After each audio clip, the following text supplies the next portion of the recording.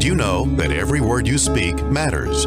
Are your conversations making a difference? With a passion for words and a heart for conversation, Teresa Velardi is a self-professed word nerd, best-selling author, BizCat 360 columnist, and publisher. Children's books as well as fiction and nonfiction books are welcomed at We Be Books Publishing and Book Endeavors, the imprints of her company, Authentic Endeavors Publishing. Whether written or spoken, Teresa strives to encourage and inspire meaningful conversations that make a difference. Here's the host of Conversations That Make a Difference, Teresa Velardi. Hey everyone, and welcome to Conversations That Make a Difference. I'm Teresa Velardi, your host, and I am so excited for our guest today, Filomena Tripp, the author of Invisible Courage, and we'll be talking to her in just a minute. What I want to say is you can watch Conversations That Make a Difference live on the first and third Tuesday of the month. This is a special edition, so I get to come to you at the last Thursday. And you can listen live on that first and third Tuesday, and then 5 a.m. and 5 p.m. Eastern Time every Tuesday going forward. The replays are there, and they're always on my page on Conversations, called Conversations That Make a Difference on Dream Vision 7 Radio Network. Before we get started, I always like to start with a prayer. So we are going to do the Serenity Prayer, and we'll say that now. God, grant me the serenity to accept the things I cannot change, courage to change the things I can, and the wisdom to know the difference. And it is by God's grace that we are fabulous, blessed, and highly favored, living in our greatness, using our gifts and talents, making a difference in the lives of others with passion and purpose. And all of God's great universe is conspiring in our favor. And together we gratefully say, Amen. Amen. So let me tell you a little bit about Miss Filomena over here and her husband, Jim. Filomena was born in October of 1955. You have a birthday coming up, October the 8th, Filomena? Yeah. In Sao Migues, Azores. And she lives in New Bedford, Massachusetts with her husband, James. She's an independent living specialist at Coastal Center for Independent Living in Fall River, Massachusetts. She has spoken at numerous conferences and rallies, including Sao Migues, Azores, where she spoke before a large gathering of disabled children and their families. She works tirelessly for people with disabilities, encouraging many to live life to their fullest potential. Filomena received awards from the Massachusetts Rehabilitation Commission and Southwest Center for Independent Living. Filomena can be contacted at Serenity Prayer, F-I-L-A-T Prayer at Comcast.net. And we'll give that to you again before we close for the day. Welcome, Filomena. Welcome. You're gonna have to speak up, dear. I'm glad to be here. Can you hear me now? Yes, I can. I'm glad that you're here. Yes. You have quite the story, Filomena. You were born without part of your arms and Yes. one leg. Yes. Tell me a little bit about, in here you tell me the story of, in your book you say the story of how the doctor wanted to convince your mother to not let you live, right? That's right. But my mother didn't listen to the doctor. She brought me home, and here I am. You're still alive and kicking. Yeah, with the grace of Jesus, yes. Amen. Amen. Amen. So, and so tell me a little bit about, I read a lot about your childhood and what it's like for someone like yourself who was born with a different body than most people are born. Right. Talk a little bit about what that was and how that impacted you. It was very, very hard for me to go. When I was brought up at Sao Migues, when I was born, it was not the same thing it is now, because the 1950s, they didn't have nothing for people with disability. Mm-hmm. So, but as me, I always had that thing inside of me that I always wanted to be like everybody else, okay? Mm-hmm. Like we had a big family.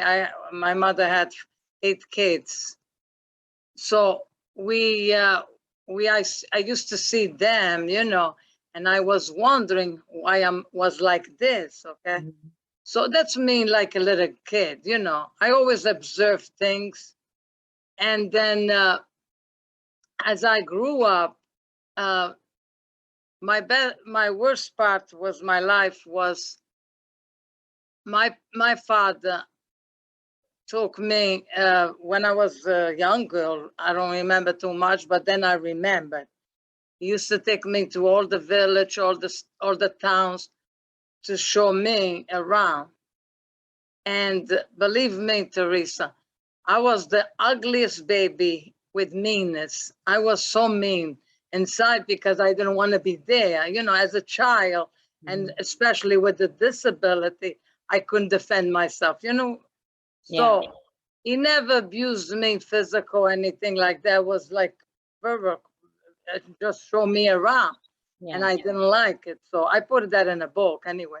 So that with my disability and with my father doing that, it brought me a lot of hate in my life, in my heart, and a lot of I couldn't stand people. I couldn't deal with anybody because I didn't deserve. I mean, I didn't want to go out all the time with my parents.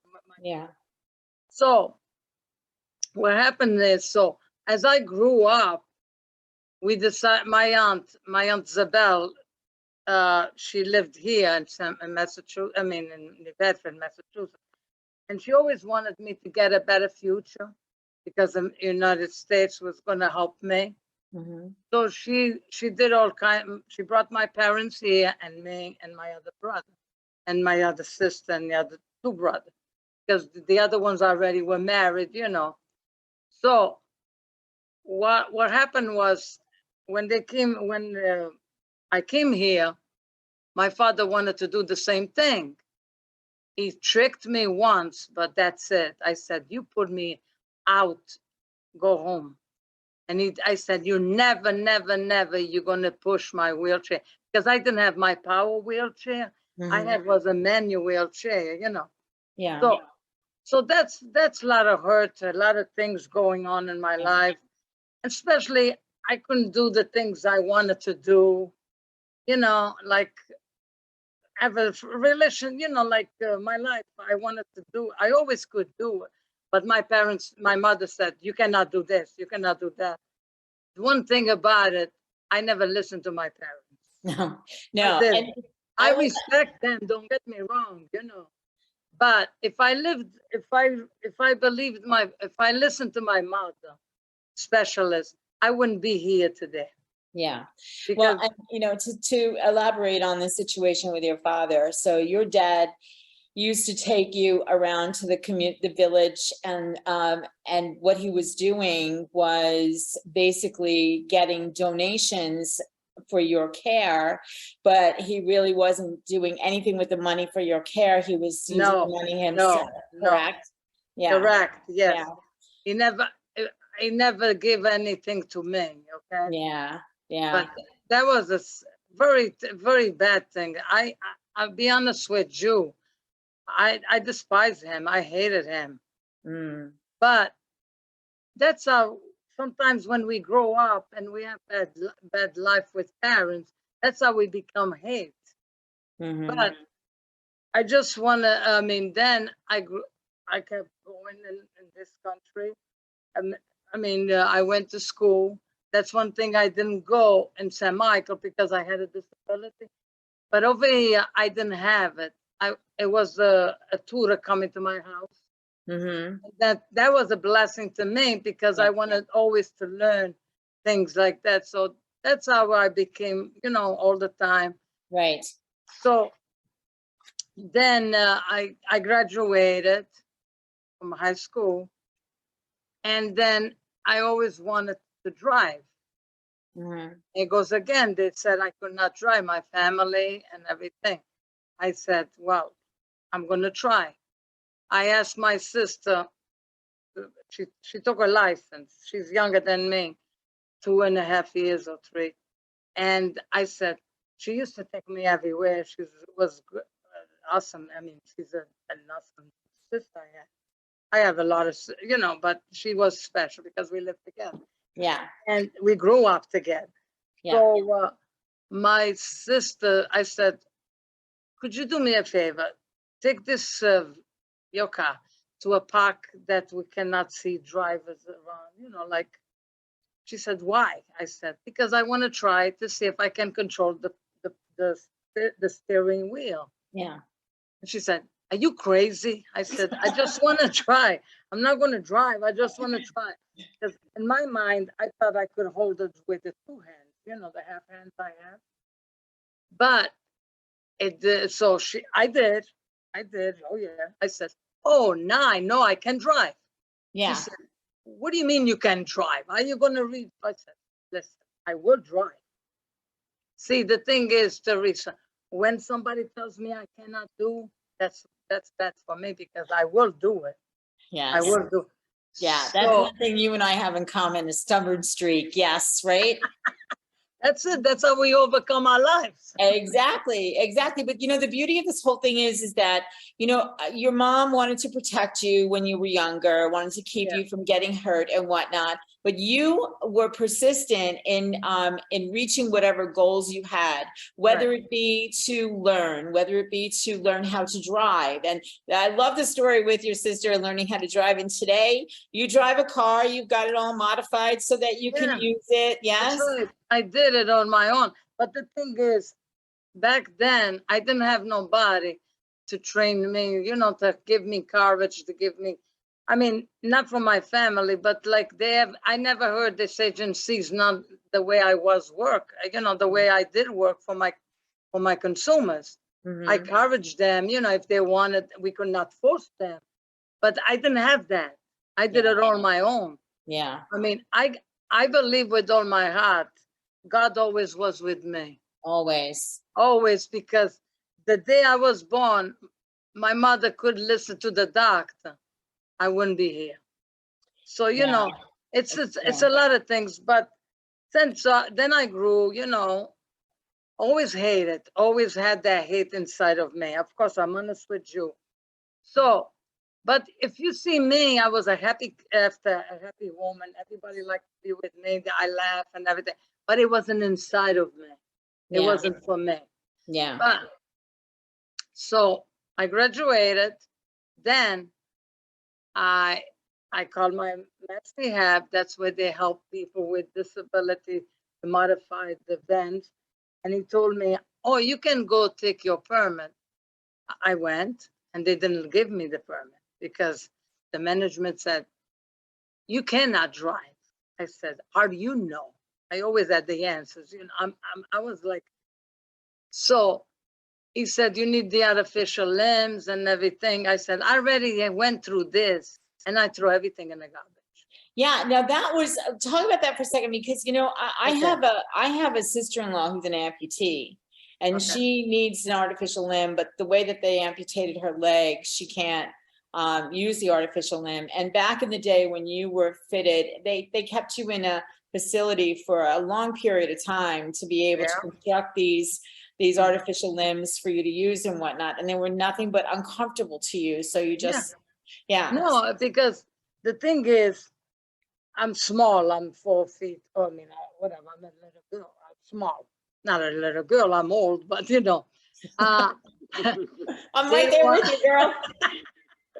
They wanted me. I was walking with the two crutches, like they told me. I was determined, determined to do more than I was doing. Mm-hmm. And so they told me, Filomena, you walking a little better now. Speak up. You walk better now. So now you could, I think you should have tall legs, like to be taller. I said, okay, that's fine. I was like, whatever they wanted, I would do it. So the thing is, I called my mom. They were going to cut my foot to make from the foot down would be my knee. Oh, my goodness. So I called my mother. I said, Mom, I'm going to be operated on and they're going to cut my foot. She's screaming the payphone from the hospital. She screamed at me. I said, Ma, I'm over 18, you know. You know, when we're young, we are so, so the attitudes, you know, I'm honest with you. So the next day, I was, the aides were getting me ready. My mother walks in with my brother and my sister-in-law and an interpreter to speak with the doctor to not to touch my foot. Yeah. Do you know, today, every day, I thank God that she didn't let me. Yeah. Because God stopped her. Yeah. So, but you know, it's like things like that. But then I decided I wanted to drive, like I told you. And then I got my wheelchair, power wheelchair, because I wanted. So I went to assessment to see what kind of car I could drive and everything. And then I went to the perm and I passed the first time. And then I went to lessons back and forth to Braintree Hospital. Mm-hmm. And so, but my car stayed there because they didn't want me to use too many miles, you know, back and forth. So my brothers got together once, they took turns, you know, one did a week, yeah. So finally they told me I was gonna go for my license. So my sister said, oh, I'll take you, I'll miss work and I'll go with you. I said, okay, thank you. And my other brother, my older brother, they say, I hope you don't wake up your dream and you're going to be depressed. They never thought I could drive. Okay. Well, I guess you showed them. Oh, did I? So then my sister drove me there. My mother went with us, the three of us. And they were planning was for my brother-in-law to go pick up my car at the Braintree Hospital. Okay. Mm-hmm. When I passed, I didn't even know I was passing because I never liked cops. I never got in trouble, don't get me wrong, but I had a fear. And I think it says in the book why I had the fear. So, my instruction told me, you passed, and the police told me I passed and everything. So the instructor said, you want to drive to Braintree? Because I took my license was in Quincy. So I said, yeah, that's what I got my license. So I drove, and then we stopped the car. Then I went in. My sister was happy for me. And then she said, Filomena, I'm going to call Mario. That's my brother-in-law. I said, for what? She said, because he's going to come and get the car. Are you going to? I said, what? I'm taking the car. She said, no, you're not. I said, yes, I am. Where do you think I drove? I took my license. So on the way, then she said, you are crazy. I said, well, you're going to front. And if something happens to me, you found me. But she said to my mother, I never forget, she said, Ma, you're going to go with Filomena. She said, no way, I'm not going to kill myself. I didn't want to die. But I drove all the way from Braintree on 128, all that. It wasn't easy, of course not. I just got my life. Yeah. That was the second day.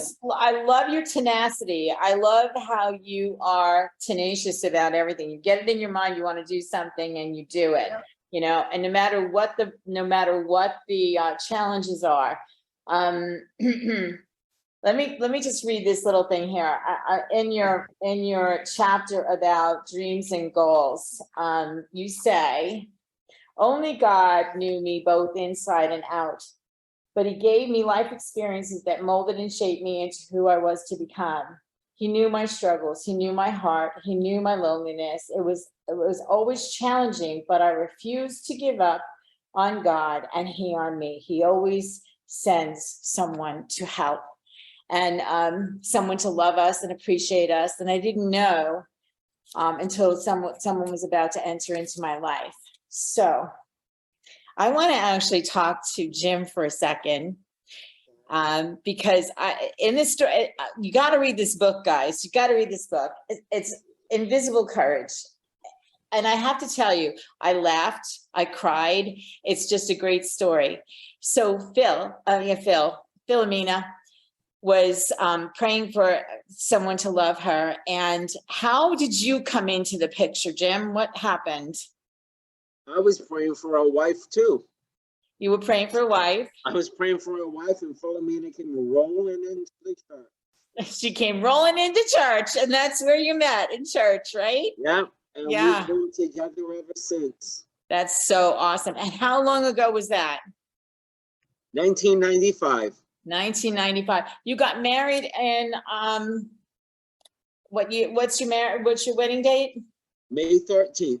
May 13th, 1995. God bless you. And long-term marriage, that's awesome. And that's unusual today. Unusual. Yes. Most people jump ship after a few years, right? I don't know. But anyway, so yeah. And the two of you have lived an amazing life and lots of things. There's so much in here. This book is just so full of emotion. But before she met you, there was a time of deep depression. And what I want to say here, and just quickly before we go to commercial break, God will use, my experience is God will use anything he can to get our attention. Hallelujah. What got your attention while you were in that deep depression? What happened? Well, when my first husband passed away, Speak up. I was married before he died. My first husband. Yes. And when he died, I went to a big depression. But what happened is I took it on drinking. Mm-hmm. To ease me my pain. But I always had that problem, drinking, but not heavy. You know what I mean? I always drank, okay. But then I went to the big depression, and I really, really give up life. I died in spirit. Yes. Spirits, I died. Yes. I had my family to come over to help me. I didn't open the door, and I didn't listen to nobody, because I'm telling you, when you have a problem, especially alcoholic, drug, you never, if you don't admit you have a problem, you can not get over. Exactly. No. I didn't think I had a problem because I seen a lot of people drinking all the time, having a good time. You know what I mean? Yeah. But my drinking got to the point I couldn't even get out of bed without a drink. Mm-hmm. I'm honest with you. I'm not proud what happened to me, because it's a lot embarrassed that I feel, but I'm overcome that. Yeah. Because that's what, see, unfortunately, it's hard to say, it hurts, but my husband, my first husband, had to die for me to found Filomena. There you go. And I want for God to get me. Yes, for God to get you, that had to happen. Believe me. In order for you to be able to find the love of your life, that had to happen. Yes. So we're gonna come back to this, but we need to take a break. So we'll be back in just a minute. Okay, hold on to those thoughts. Come back and join us after this break. What if dreams can diagnose your life?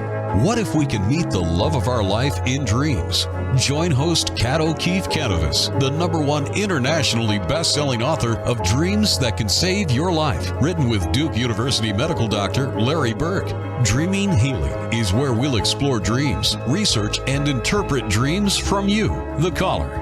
Dreaming Healing shows can be heard every Tuesday at 9 a.m. and 9 p.m. Eastern, with live shows on the first and third evenings at 9 p.m. Eastern, 6 p.m. Pacific Time on syndicated Dream Vision 7 radio network. Come live your dreams out loud with Kat. Are miracles real? Can you move from mayhem to miracles? 30 prominent authors say yes as they share their high fives and down lows of challenges, abuse, addiction, and love. Experience hope, the magic elixir of miracles, through the personal stories of New York Times bestselling authors James Redfield, Dr. Bernie Siegel, Sister Jenna, Reverend Temple Hayes, and many more. If you like bestsellers, chaos to clarity, and crappy to happy, you'll love crying and laughing through Mayhem to Miracles. Sacred stories of transformational hope. Available now on Amazon and in bookstores worldwide. Did you know that every word you speak matters? What you say and how you say it can make or break a relationship or shift the outcome of any situation. Are your conversations making a difference? Faith in God, gratitude, authenticity, and giving are Teresa Velardi's heart. It's in this spirit that she's focused on making a difference in the lives she's blessed to touch. Conversations That Make a Difference is now on syndicated Dream Vision 7 radio network every Tuesday at 5 a.m. and 5 p.m. Eastern Time, with live call-in shows every first and third Tuesday at 5 p.m. Eastern. Omega Institute, offering workshops, retreats, and online learning dedicated to awakening the best in the human spirit. For over 40 years, Omega has seen more than 1 million people come through its doors to grow, learn, and find a greater sense of purpose. With over 350 workshops to choose from, Omega offers something for everyone. Located in Rhinebeck, New York, just 90 miles north of New York City, Omega's natural environment and quiet pace allow for extraordinary experiences to unfold. Learn more at eomega.org or call 877-944-2002. Again, 877-944-2002. This is Dream Vision 7 Radio Network, uniting mankind with universal love. Our shows are created from the heart, bringing each listener to a place of divine enlightenment. Breathe, relax, and enjoy. Let life flow. So Filomena, before we went to the break, we were talking about the situation that actually literally picked you up off the floor and set you back on a straight path. And we talked about the fact that you were drinking, couldn't get up out of bed. You were extremely depressed with the loss of your first husband, and and life was hard. You thought you would be with this person for a long time, and life was hard. So you took up drinking, and then what was it that happened on that day? And you explain this. You have to read this book in order to be able to see the power in what happened. But explain to the listeners what happened that day that you got up. I was so out of it, and I was laying down on the floor because I couldn't even go to my chair. And I cry out to God, and I said, God, if you're real, I want a new life. Oh, take me. Because I couldn't take it anymore. I couldn't. I got to the point I couldn't anymore. Yeah. And suddenly the phone rang. Yeah. And I went to my chair the way I could do it. And it was an answer machine. Say it. If you want to know more about God, we can do a Bible study. So, but it was a machine. So I said, yes. What's your name? I said, I give my name. Believe me, I could have hung up. I could have done so many things because I was so mad. You know what I mean? Mm-hmm. So what happened was right away, somebody called. It was a guy. Now I found out it was the assistant, the pastor that was doing that. Mm-hmm. So he called me and he said, oh, I just got your message. I heard that you wanted to hear the word, to have a Bible study. I said, yes. And I said, yes, I do. He said, somebody will get back to you and they will do it. They will go to meet you. I said, thank you.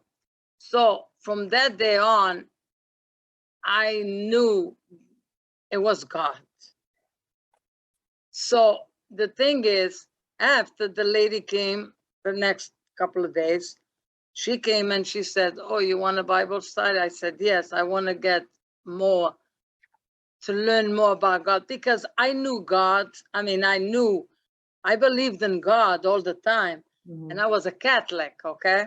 Mm-hmm. It doesn't matter, but we still, but I was a Catholic. And my first husband was very Catholic, very religious. I learned a lot from him, but I never got what I was looking for. Yeah, that was my story too. I was a Catholic. Okay, all Grew up right. in I'm honest with Catholicism. you.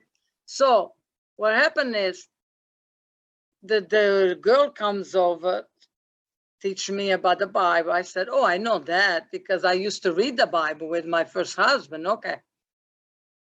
Then everything was getting worse.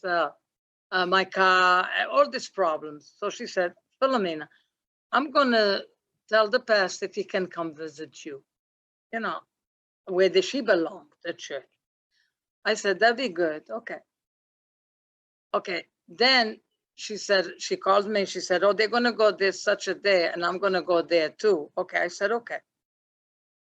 Believe me, this is the truth, honest truth. When I opened the door and I saw the one man that was the pastor, the wife, and the girl that was giving me my Bible, the Bible study, I saw was God and two angels coming through my door. Lord. Yeah. That's the way I felt. Yeah. And then what? So he sat down, he listened to me. I told him what my story, my background. At least he listened. I was looking for somebody to listen to me instead of judging, instead of criticize, things like that, because sometimes we don't need that. We already know we have the problem. Mm-hmm. So the wife said, Filomena, you want to come to our church Sunday? Was a Friday. And I said, yeah, but I can't drive because I was like shaking, all crazy. I wasn't. She said, don't worry, I'll pick you up. She came, she drove with me in the car. She took a big chance. So then we got in the church. That's what Jim said. I walked in. You rolled in, baby. Yeah, You rolled in. I rolled it in. Yeah, whatever. Yeah. So since then, I got to go to church, listen to the word, the love of the people, And then my life changed. No more drinking. I don't know. I tell everybody, God really used a lot of bleach on me because I know it's a joke. I mean, it's not a joke. I know where I came from. Yeah. So, but that's how we became. Then I met Jim. I liked him. I said, God, no, I'm not going to get hurt again. I'm not, how women now, we get hurt. Yeah. We do. Mm-hmm. I've been hurt so many times. So I kept a secret, me and God. I even went fasting and everything for me to take him out of my mind. But I kept praying. But then finally, he came to ask me married. Then we got married and we are here. That's awesome. That's awesome. You have some great quotes in this book too. I love this one by Dr. Martin Luther King Jr.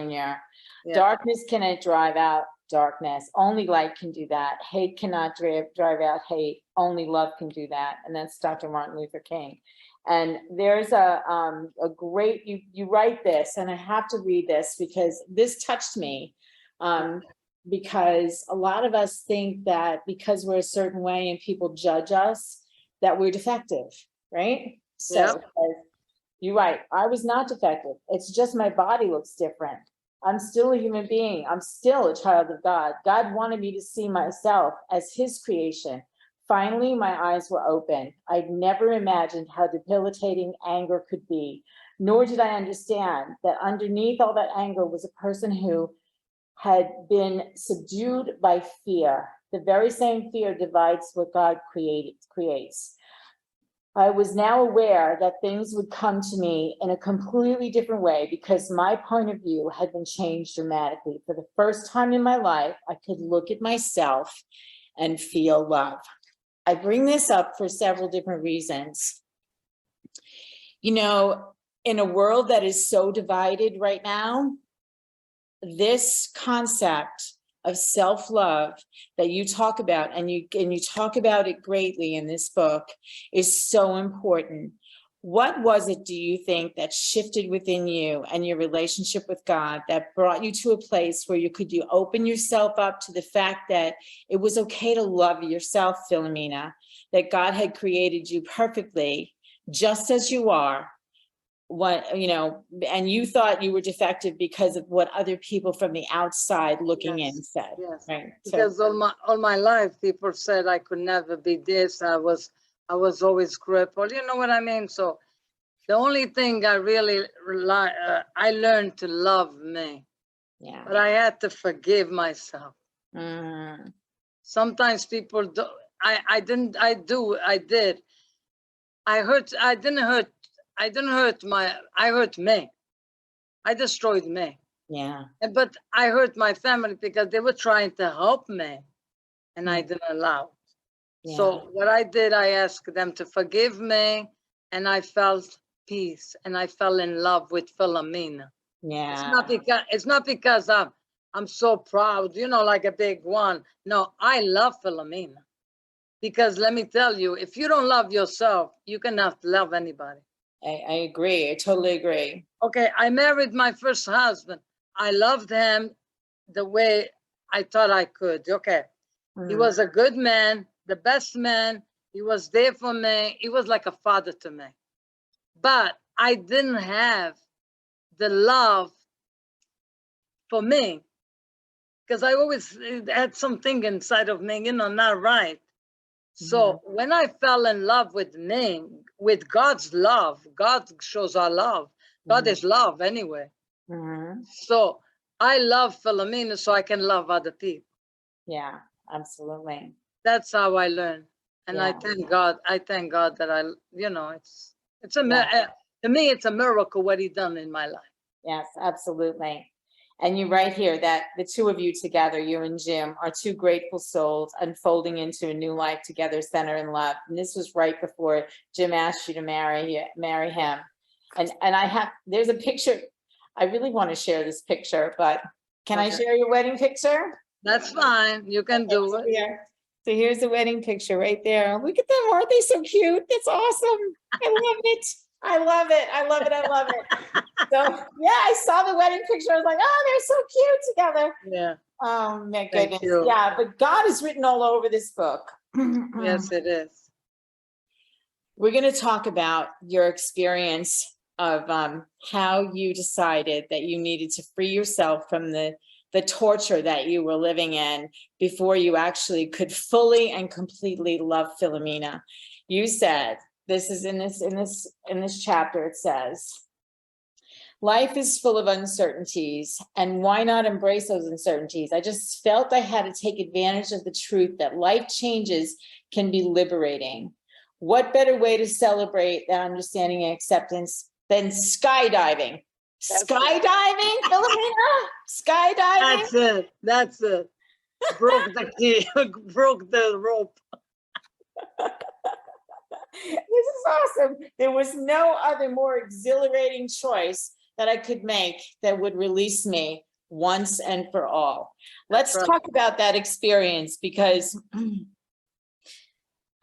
I don't know that I could ever do that. However, as we talked about a little earlier, I did do the zip line thing, and that's a story in itself. But the skydiving, and you had to rely, of course, on a coach. Let's talk a little bit about your experience of skydiving. Okay. When I turned 50, I was going to be 50 years old. My husband asked me, Jim asked me, what do you want for your birthday? I said, if I tell you, you will never believe. So I don't know. Don't ask me how I got this idea to do skydive. And I wanted to do something. So I said, he said, what do you want? I said, I want to do skydiving. He said, you crazy? That's another one. He stays in the ground anyway. I said, yeah, I am going to do it. So I look around because I knew they had it someplace. They had a lot of places. Even my brother, the one where we're close to, very close. We are close to all of them, but he's like, and he said, I'll take you. We go to Connecticut for a ride and we'll see. Okay. They said, no, we cannot do that, whatever. So, and my birthday was getting closer. You know, I was going to be 50. So I called the Cape they closed. I called this, I said, then I found Lebanon, Maine online. I did.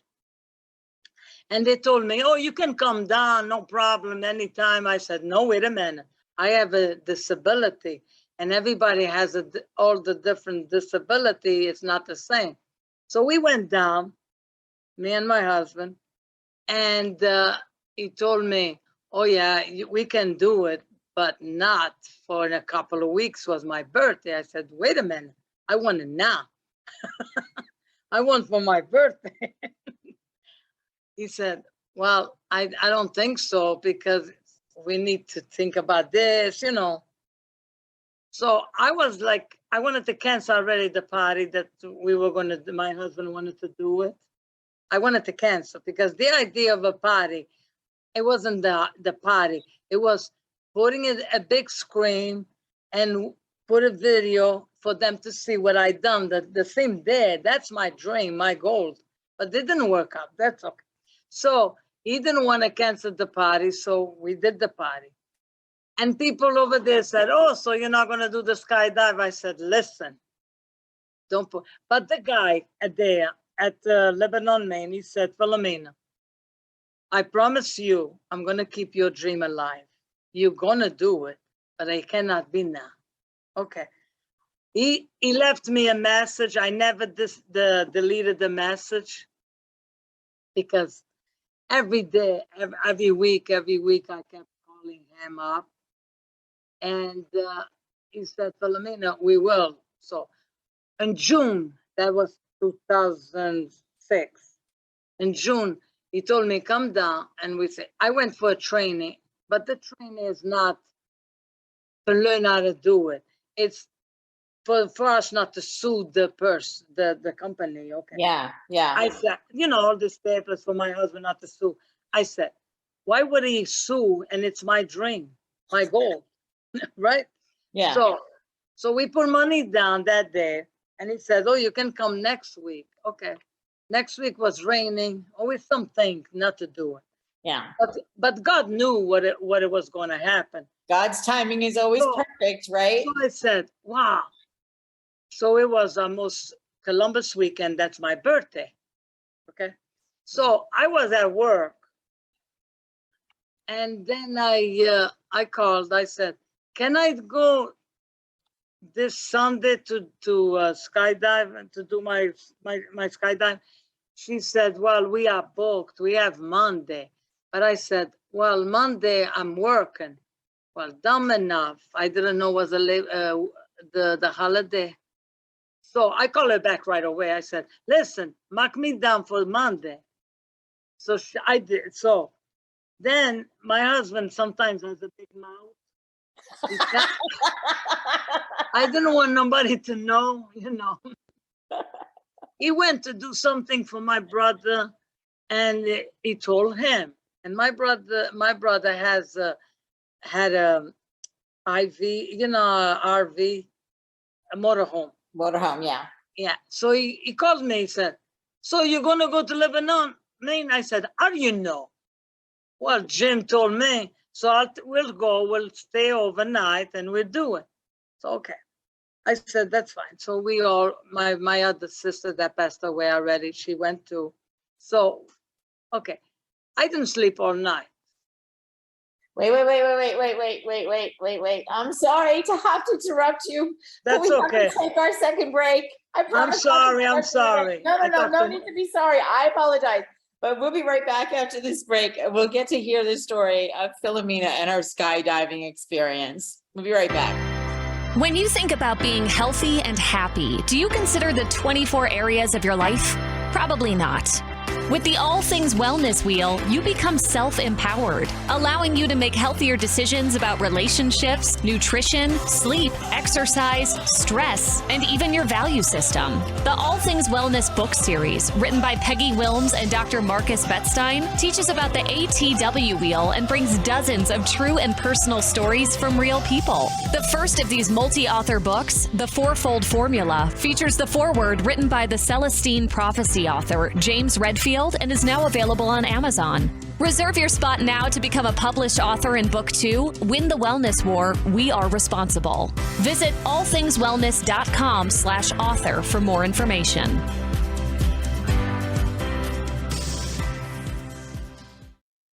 In a world facing annihilation, a miraculous African nun rises to become the first female pope through a web of war, murder, and betrayal. Loved by some, hated by many, she becomes the deadly target of Islamic terrorists and her own cardinals as she introduces a new vision that will either save humanity or accelerate its destruction. 4 people must race against a nuclear holocaust to learn her astonishing secret. Pope Annalisa is available at petercanova.com, Amazon, and other online booksellers and bookstores worldwide. Did you know that every word you speak matters? What you say and how you say it can make or break a relationship or shift the outcome of any situation. Are your conversations making a difference? Faith in God, gratitude, authenticity, and giving are Teresa Velardi's heart. It's in this spirit that she's focused on making a difference in the lives she's blessed to touch. Conversations That Make a Difference is now on syndicated Dream Vision 7 radio network every Tuesday at 5 a.m. and 5 p.m. Eastern Time, with live call-in shows every first and third Tuesday at 5 p.m. Eastern.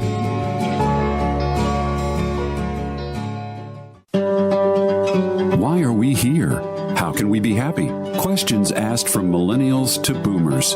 Crappy to happy. Sacred stories of transformational joy answers them using true stories of grit, grace, and love.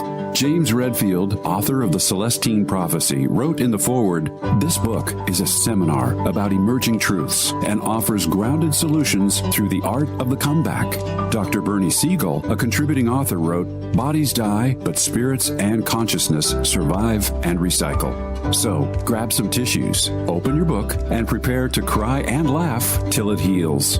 Crappy to Happy by Reverend Ariel Patricia and Kathleen O'Keefe Cannabis. Available from Amazon, Barnes & Noble, and booksellers worldwide. This is Dream Vision 7 Radio Network, uniting mankind with universal love. Our shows are created from the heart, bringing each listener to a place of divine enlightenment. Breathe, relax, and enjoy. Let life flow. Okay, so when we went to the break, Filomena is talking about how now Jim told everybody she was going to skydive, and off they go in the RV to Maine, Lebanon, Maine, to see Filomena do skydiving. Okay, you take it from here.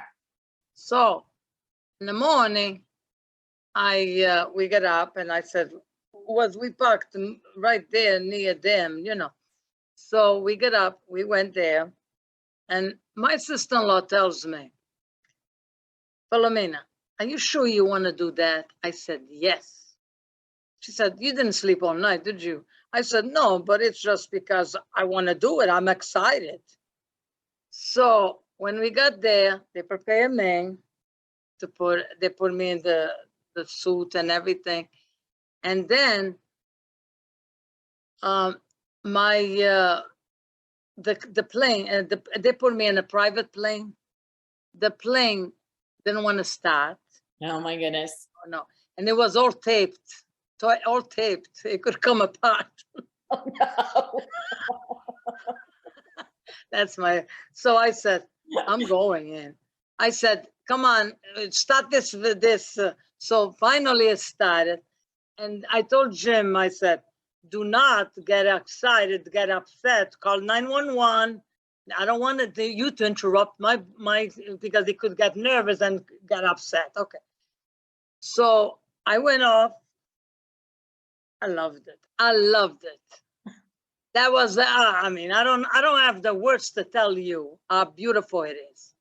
Well, in your words here, I'll tell you, I'm going to read this. She says, "I was free falling, viewing the landscape for miles and miles. It was though I was flying. I had missing limbs, but up there, it felt like I had wings. I don't think I've ever felt so free. Though I knew these could possibly be my last moments of life, I was alive and vital at that moment. Absolutely. Yeah. Well said. Well Yeah, said.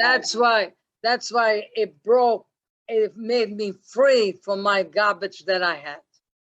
Yeah. Yeah. That helped me a lot. That's it. Anything That's is it. possible. But I loved it. And I loved it too.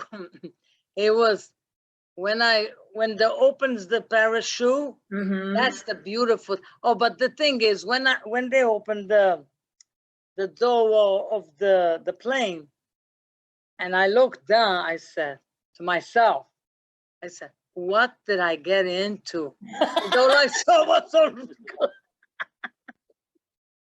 All right, so here, it says here, when my coach pulled the cord to release the parachute, it was as though it released all my past pain, fear, and hurt into the air.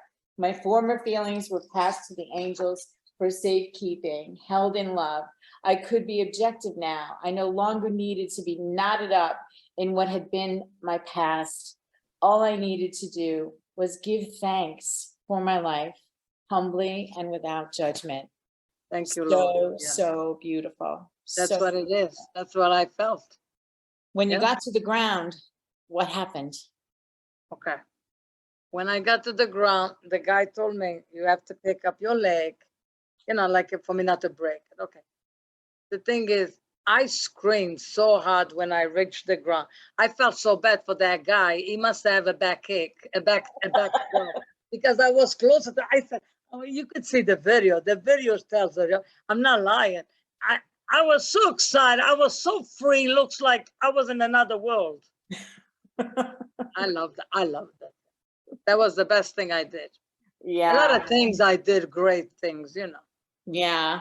But that's a good thing. And I love that you mentioned the whispers of God, because we've all had them. We all have them. That still small voice that guides us, still small voice that tells us that we are loved. And Filomena, you are loved. Those whispers led me to finally realize that I needed to love who I was. And then you say, I also discovered universal truth. God is love, and God loves all he created. Therefore, God loves me. A feeling of warmth enveloped me. My arms felt like wings. As my lungs filled with fresh air, I thought, Filomena, I love you. In that moment, I was free forever. Amen. Oh my goodness, girl, let me tell you something. I read this book with laughter and with tears. I have a box of t-shirts that's still on my desk when I was reading. So, invisible courage. What does invisible courage mean to you? It's like we are invisible, right? But we have the courage to do whatever you want. Mm-hmm. Mm-hmm. We all have it. We all have it. We all have it. Yeah. Everyone has it. Yeah. But to me, I always thought that was so beautiful name for my book, because we are invisible. Yeah. But the courage, Yeah. I mean, I wrote the book. I always wanted to write a book, always. Yeah, and you did, dear. You wrote the book. I'll tell you what. And now you're translating this into Portuguese, correct? It's already there. Yes, it's already on. Yeah. Yeah. Because you get this on Amazon. Yeah, and you can get it on my website. And your website is? Yeah, FilomenaTripp.com. FilomenaTripp.com. 2 P's. Yeah. Invisible courage is the qualities we possess but are not seen until we dare to let our best self emerge. This is what improves our environment. Kindness towards self and others. This is the invisible courage. Loving others is invisible courage. Yes, it is. Yeah, I love your book. I love your book. I will read it again. I will recommend. I know somebody in my life who really needs to read this book. I'm gonna order one for them. One thing that I wanted to invite you to is I'm writing a book on gratitude, and I would love for you to write a page on gratitude because you have a lot of things to be grateful for. Send me the information, I'll do. Yes, I will send you the information. But I so want to thank you for taking time to talk to me today on Conversations That Make a Difference. Is there anything that we didn't cover that you want to tell to our listeners? Do you have anything going? Oh, wait. Let's go back for 1 minute. You spoke to groups of people in your home country, and you had some experiences. What's one thing that stayed with you when you were with the children that day? That day, it was the love that the kids showed me, the love, because when I was growing up, the kids made fun of me. And they respected me. That it was so touched. I even told them, I said, well, the way when I was growing up, I couldn't go outside because the kids was coming out of the school and they make fun. They called me, oh, she doesn't have hands, you know, as kids. Okay. Even the grown-ups did that. So, but, you know, I know they were telling the truth, but it hurt, you know. Yeah, it hurt. So, but you're making a difference in the lives of others through sharing your story. Is there anything you want? No, I just would like if anyone would get some words from my book that would get courage for themselves, because life is so beautiful. Yeah. It's how you make your life. Yeah, indeed. And, you know, it is the way we make our life. You chose your life. One word that would encourage people. That's what I wanted people to know. We have hope. We have anything if we make up your mind. Right, exactly. And allow God to lead us. Yeah. Right, and we allow God to lead us. Filomena, we're out of time. I so want to continue our conversation. I know. And we'll thank you. You. On the phone. We'll have to talk on the phone. Yeah, thank you very much to invited me, and I appreciate very much. You're very welcome. And I hope this will encourage people. Okay? Yes, I hope that God bless you, and send me the information, okay? Yes, I will, absolutely. Okay? Yeah, absolutely. I thank you. Thank you. Thank you, Filomena and Jim, for joining us for this conversation that makes a difference. For all of you listening, may every conversation you have with people in your life make a difference in theirs. Until next time. Bye. Bye. Bye. Tune in next time for Conversations That Make a Difference with host Teresa Velardi every Tuesday at 5 a.m. and 5 p.m. Eastern, with live call-in shows every first and third Tuesday on syndicated Dream Vision 7 radio network. Thank you for listening, and thank you to our producer Rachel and to our station owner Deborah Beauvais, working behind the scenes. Be sure to go to conversationsthatmakeadifference.com for your free gift. Make sure your conversations make a difference.